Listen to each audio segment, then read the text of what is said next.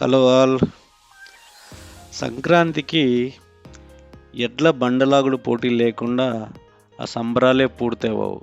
ఈ సంవత్సరం కూడా ప్రొద్దుటూరు దువ్వూరు మధ్యలోనున్న కామనూరు గ్రామంలో ఎడ్ల బండలాగుడు పోటీలు నిర్వహించారు. సో ఆ పోటీలను తిలకించడానికి నేను ఈరోజు ఎంతో ఉత్సాహంగా బయలుదేరాను. దారిలో ఈ కుందు నది దగ్గర కొద్దిసేపు ఆగి ఈ అందాన్ని ఆస్వాదించాను. ఈరోజు వాతావరణం కూడా చాలా ప్లెజెంట్గా ఉంది. ఇక్కడ నిలబడి ఉంటే అసలు మనం ఈ టౌన్లో ఉండి ఈ ప్రకృతి అందాన్ని ఎలా మిస్ అవుతున్నామో అని తీవ్రంగా బాధపడ్డాను. ఇక్కడ ఎంత ప్రశాంతంగా ఉందంటే రోజంతా అలా కూర్చొని ఉండిపోవాలనే విధంగా ఉంది. సో ఇప్పుడు నేను ఈ గ్రామాన్ని చేరుకున్నాను. ఇక్కడ వేణుగోపాల స్వామి ఆలయ ప్రాంగణంలో ఏర్పాట్లు చేసి పెట్టారు ఈ బండలాగుడు కార్యక్రమానికి.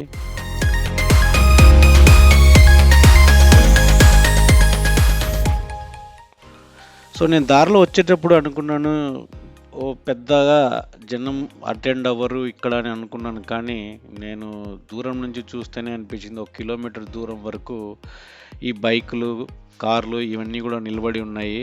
ఇక్కడ దగ్గరలో ఉన్న పొలాలన్నీ కూడా చదును చేసి ఈ ఏర్పాట్లన్నీ చక్కగా జరిగేటట్టుగా తయారు చేసి పెట్టారు. చూడండి ఎన్ని బైకులు ఉన్నాయో, ఇక్కడ ఎంతమంది జనాలు తిలకించడానికి వచ్చారో. నాకు వచ్చేటప్పుడు అనిపించింది, ఇప్పుడు కూడా ఈ ఎడ్లలాగుడు పోటీలు చూడడానికి ఎవరు వస్తారులే అని చెప్పి కొంచెం సందేహంగా అనుకుంటూ వచ్చాను. కానీ ఇక్కడికి వచ్చిన తర్వాత తెలిసింది, మనము ఎంత సిటీలకి ఎక్కడికి వెళ్ళినా కూడా మనలో ఈ గ్రామీణ కళల పట్ల, మనలో ఉన్న ఈ నేటివిటీ పట్ల ఉన్న అభిమానము ఇవి ఏమాత్రం తగ్గలేదని మరొక్కసారి అనిపించింది నాకు.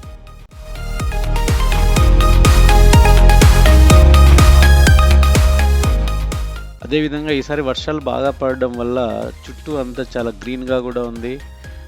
ఎండ ఎక్కువగా లేదు, చాలా ఆహ్లాదకరంగా ఉంది.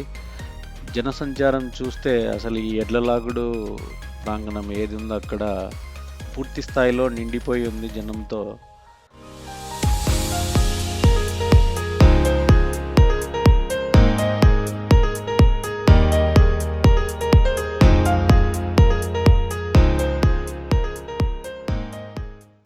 చాలా దూర ప్రాంతాల నుంచి కూడా తిలకించడానికి వచ్చారు. అలాగే ఈ ఎడ్లలాగుడు పోటీల్లో పాల్గొనడానికి దాదాపు 10 జతల ఎద్దులు వచ్చినట్టున్నాయి. ఆళ్ళగడ్డ, కోస్పాడు, అదే కర్నూలు జిల్లాలో ఇతర ప్రాంతాల నుంచి, జమ్మలమడుగు నుంచి, ఇక్కడ చాపాడు, ఇతర ప్రాంతాల నుంచి కూడా దాదాపు 10 ఈ జతల ఎడ్లు వచ్చినాయి. ఇక్కడ చూస్తే మగవాళ్ళే కాకుండా మహిళలు, పిల్లలు కూడా పెద్ద స్థాయిలో వేచి చూస్తున్నారు ఇక్కడ ఈ బండలాగుడు కార్యక్రమాన్ని తిలకించడానికి. అందరూ ఎంతో ఉత్సాహంగా, ఎగ్జైటింగ్గా ఉన్నారు. చూస్తే ఎవరు కూడా ఇతర చర్చల్లో మునిగిపోకుండా ఆ ప్రాంగణం వైపే చూస్తున్నారు. దీని పక్కనే పిల్లలు ఆడుకోవడానికి కొన్ని ఏర్పాట్లు చేసి ఉన్నాయి. అందరూ కూడా చాలా ఈగర్గా వెయిట్ చేస్తున్నారు, ఎప్పుడెప్పుడు బండలాగుడు పోటీలు ప్రారంభమవుతాయా అని. ఇప్పుడు ప్రారంభమయ్యాయి. ఇది 2000 అడుగులు మొత్తం కవర్ చేయాలి.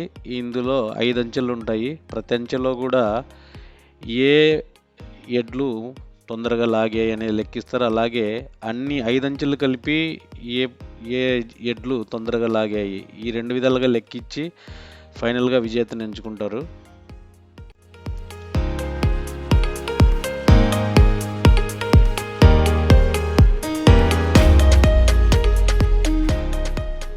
చూడండి జనాలు ఎంత తదేకంగా, ఎగ్జైటింగ్గా చూస్తున్నారు. నాకైతే చాలా ఆశ్చర్యంగా అనిపించింది.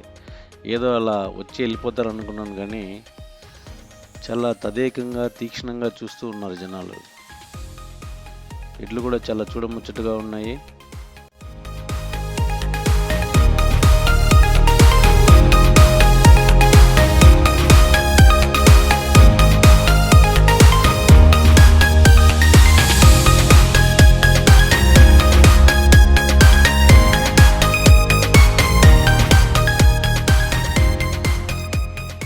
పోలీసులు కూడా తగిన స్థాయిలో ఇక్కడ ఉన్నారు. ఏమైనా అవాంఛనీయ కార్యక్రమాలు జరగకుండా జనాల్ని క్రమబద్ధీకరించడానికి వాళ్ళ ప్రయత్నాలు వాళ్ళు చేస్తూ ఉన్నారు ఇక్కడ.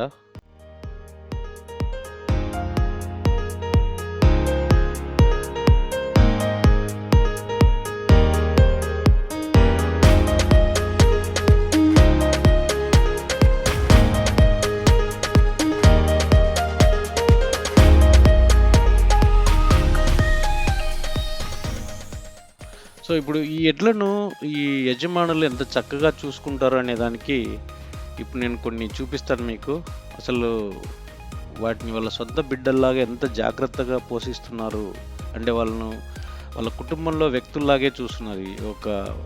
ఇదొక పశువు అన్నట్టు కాకుండా వాళ్ళ ఇంట్లో ఒక మెంబర్ లాగానే ట్రీట్ చేస్తున్నారు.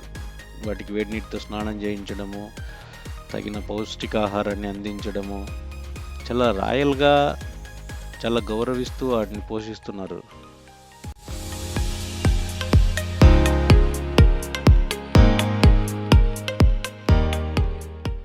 ఇక్కడైతే వాటికి ఎండవేడి రాకుండా టార్పాలిన్ కట్టిపెట్టారు. అవి బాగా రెస్ట్ తీసుకునే విధంగా కూడా చక్కగా ఏర్పాట్లు చేశారు ఇక్కడ.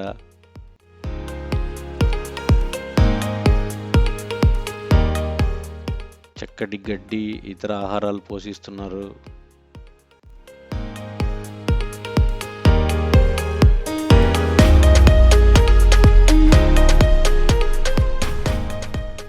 చూస్తే ఇక్కడ దోమతెరలు కూడా ఏర్పాటు చేశారు కొన్ని ఎడ్లకి. ఈ దోమల వల్ల ఇవి ఇబ్బంది పాలవకుండా ఉండడానికి. చాలా జాగ్రత్తగా పోషిస్తున్నారు. ఖర్చుకు వెనకాడకుండా కేవలం ఈ పశువులపైన ఉన్న అభిమానంతో. అలాగే ఏ హిందూ కార్యక్రమం అయినా కూడా అన్న సంతర్పణ లేకుండా పూర్తి కాదు. అన్నం పరబ్రహ్మ స్వరూపం. అదేవిధంగా ఆత్మారాముడి సంతృప్తి కూడా ఎంతో అవసరం కాబట్టి ఏ హిందూ కార్యక్రమం అయినా భారీ స్థాయిలో అన్న సంతర్పణ లేకుండా పూర్తి కాదు. అదేవిధంగా ఇక్కడ చూస్తే అక్కడ ఎడ్ల లాగుడు పోటీల్లో చాలామంది భాగమై ఉంటే ఇక్కడ వంటల ఏర్పాట్లు చేసేవాళ్ళు వంటలను చక్కగా చేయడానికి సాయం చేస్తూ టయానికి అన్నీ రెడీ చేయడానికి వాళ్ళ ప్రయత్నాలు వాళ్ళు చేస్తున్నారు. చాలా భారీ స్థాయిలోనే వంట పదార్థాలు సిద్ధం చేశారు. ఇక్కడికి వచ్చిన ఎవరు కూడా అన్నం తక్కువైంది అనే మాట అనకుండా సంతృప్తిగా భోజనం చేసి వెళ్ళేలాగా ఏర్పాట్లన్నీ చేసి పెట్టారు.